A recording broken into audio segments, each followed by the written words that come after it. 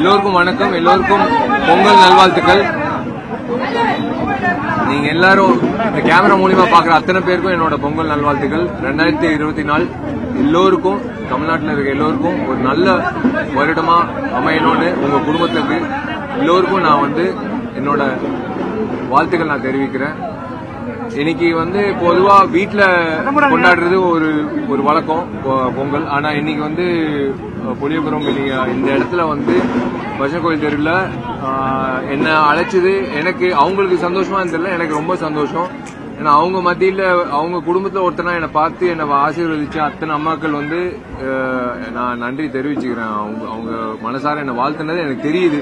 இது செயற்கைத்தனமா இல்லாம உண்மையிலேயே மனசார என்னை வாழ்த்திருக்காங்க. எத்தனை பேர் வாழ்த்திருக்காங்கன்னு தெரியல. அது நீண்ட நாள் மனசுல நிற்கும். ரொம்ப நன்றி. முக்கியமா அதான் வந்த உடனே இந்த இடத்துக்கு நான் எதுவா இருந்தாலும் வெளிப்படையா தயவுசெய்து தப்பா நினைக்காதீங்க. மறுபடியும் நான் ஏதோ இந்த இடத்த பயன்படுத்திட்டு அரசியலா ஏதோ பேச நினைக்காதீங்க. இந்த இடத்துக்கு மறுபடியும் தண்ணி வரல, ஒரு வாரமான்னு கேட்டாங்க. இப்போ இன்னொரு 1 மணி நேரத்தை எங்களால் முடிஞ்ச அளவுக்கு நாங்கள் உதவி பண்ணிடுவோம். ஏன்னா அதுதான் கடமை.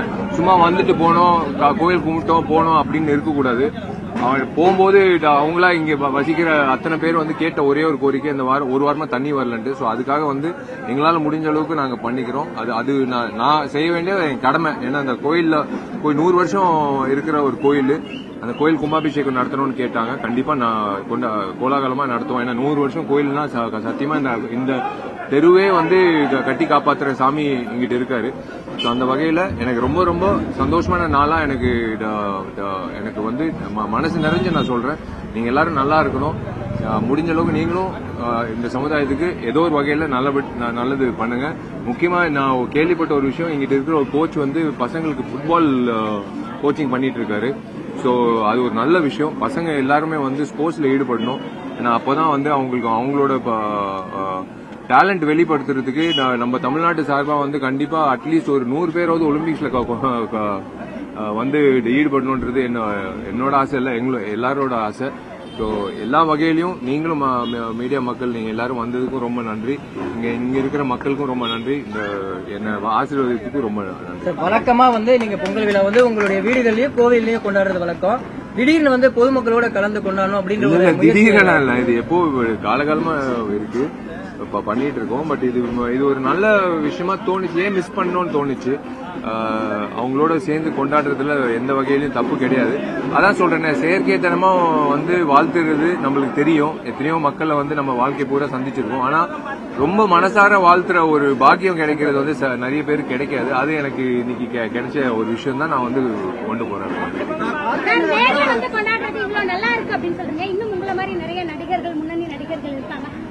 போறாங்க, எல்லாரும் போறாங்க.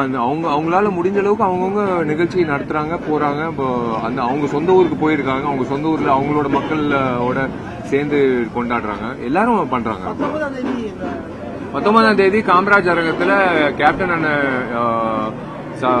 அஞ்சலி செலுத்துறதா நடிகர் சங்கம் சார்பா முடிவு பண்ணியிருக்கோம். சாயந்தரம் 5 மணிலிருந்து. ஸோ நடிகர் சங்க உறுப்பினர்களும் எல்லாரும் கேப்டன் அண்ணான்னு சொல்லும்போது வெறும் நடிகர் சங்கம் இல்ல, இந்த சமுதாயத்துல அத்தனை பேரும் அவருக்கு அஞ்சலி செலுத்துறதுக்காக நாங்க இப்போ நடிகர் சங்கம் சார்பா அவருக்கு அஞ்சலி செலுத்தணும்னு முடிவு பண்ணிருக்கோம். எல்லாரும் அழைப்பு கொடுத்திருக்கோம். கண்டிப்பா எல்லாரும் வருவாங்க.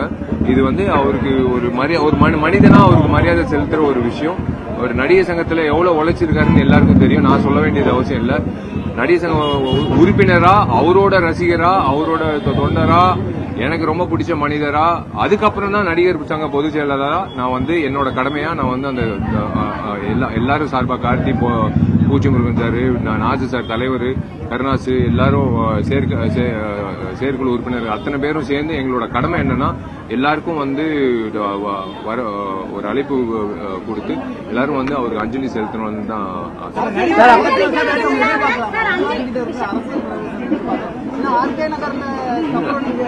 இல்ல நீங்க கேள்வி கேக்குறீங்கன்னா நான் அதுதான் நான் சொல்றேன். இப்போ நீங்க கேள்வி கேக்குறீங்கன்னா உங்க மனசுல ஏதோ இருக்குன்னு அர்த்தம். இல்லன்னா நீங்க கேள்வி கேட்க மாட்டீங்க. நான் இப்போ என்னை பொறுத்த வரைக்கும் நான் திரும்ப அதே தான் சொல்றேன். அரசியல்ன்றது பொது பணி.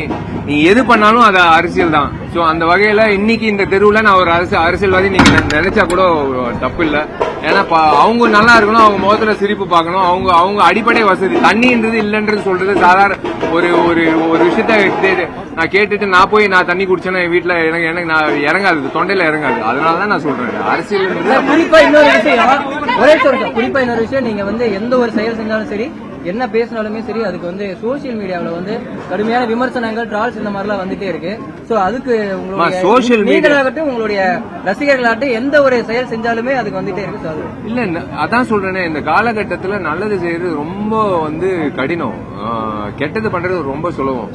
ஆனா வந்து அதை பத்தி யோசிக்க கூடாது. நீங்க மனிதரா எங்கிட்ட நின்று என்ன கேள்வி கேக்குறீங்க. சோசியல் மீடியால யாரு நபரு யாருன்னு எனக்கு தெரியாது.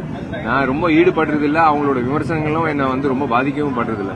என்னால முடிஞ்ச அளவுக்கு நான் வந்து மனசார பண்றேன், அவ்வளவுதான். அதுக்காக வந்து யாரு என்ன வேணாலும் விமர்சிக்கலாம். அவங்களோட கருத்து, ஃப்ரீடம் ஆஃப் எக்ஸ்பிரஷன், அது வந்து எந்த வகையில எங்களை பாதிக்காது. என்ன இல்ல, எங்களை சார்ந்த எங்க அறக்கட்டளை சார்பா எந்த வகையிலும் பாதிக்காது. மேற்கொண்டு நல்லதுதான் பண்றதுக்கு நீங்க தூண்டுறீங்க, அவ்வளவுதான் நான் சொல்றேன்.